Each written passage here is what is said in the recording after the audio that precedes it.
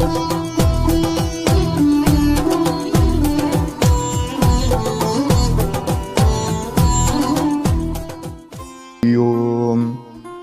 श्री रुद्राय नमः।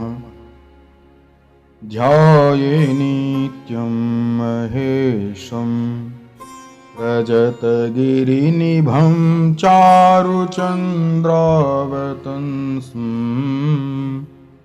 रत्नाकल्पोज्ज्वलांगं परशुमृगवरा भीतिहस्तं प्रसन्नं पद्मासीनं समस्तुत ममृगण्व्याघ्रकृतिं वशानं विश्वोद्यं विश्ववन्द्यनिखिलं भयहरं पंचवक्त्रं त्रिनेत्रम्। हर हर महादेव। मैं आचार्य रुद्रेश्वर आप सभी को अभिवादन करता हूं।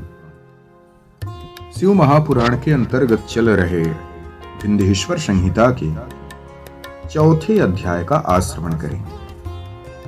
श्री सनत कुमार और व्यास जी का संवाद। श्री सूत जी कहते हैं, हे मुनियों, इस साधन का महात्म बताते समय मैं एक प्राचीन वृत्तांत का वर्णन करूंगा, जिसे आप ध्यान पूर्वक सुने। बहुत पहले की बात है। पराशर मुनि के पुत्र मेरे गुरुदेव व्यास जी सरस्वती नदी के तट पर तपस्या कर रहे थे। एक दिन सूर्य के समान तेजस्वी विमान से यात्रा करते हुए भगवान सनत कुमार वहां पहुंचे। मेरे गुरु ध्यान में मग्न थे। जागने पर अपने सामने सनत कुमार जी को देख करके वे बड़ी तेजी से उठे और उनके चरणों को स्पर्श कर उन्हें अर्घ्य दे करके योग्य आसन पर विराजमान किया। प्रसन्न होकर के सनत कुमार जी गंभीर वाणी में बोले, मुनि, तुम सत्य का चिंतन करो। सत्य तत्व का चिंतन ही श्रेय प्राप्ति का मार्ग है।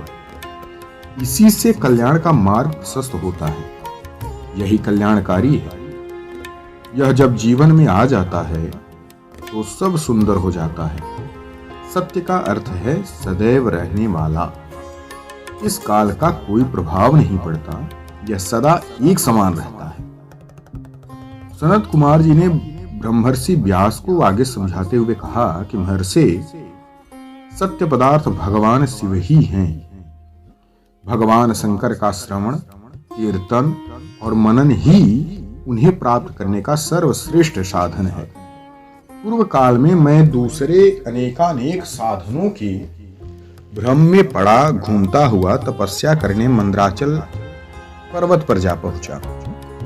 कुछ समय बाद महेश्वर शिव की आज्ञा से सबके साक्षी तथा शिव गणों के स्वामी नंदकेश्वर वहां आए और उन्होंने स्नेह पूर्वक मुक्ति का साधन बताते हुए कहा कि भगवान शंकर का श्रवण, कीर्तन और मनन ही मुक्ति का स्रोत है। यह बात मुझे स्वयं देवाधिदेव भगवान शिव ने बताई है। अतः तुम इन्हीं साधनों का अनुष्ठान करो। व्यास जी से ऐसा कहकर अनुगामियों सहित सनत कुमार ब्रह्मधाम को चले गए। इस प्रकार इस वृत्तांत का संक्षेप में मैं वर्णन किया। ऋषि बोले, सूत जी, आपने श्रवण, कीर्तन और मनन को मुक्ति का उपाय बताया है, किंतु जो मनुष्य इन तीनों साधनों में असमर्थ है वह मनुष्य कैसे मुक्त हो सकता है? किस कर्म से और किस कर्म के द्वारा बिना यत्न के ही मोक्ष मिल सकता है? आज के लिए बस इतना ही। हर हर महादेव। चतुर्थ अध्याय संपूर्ण।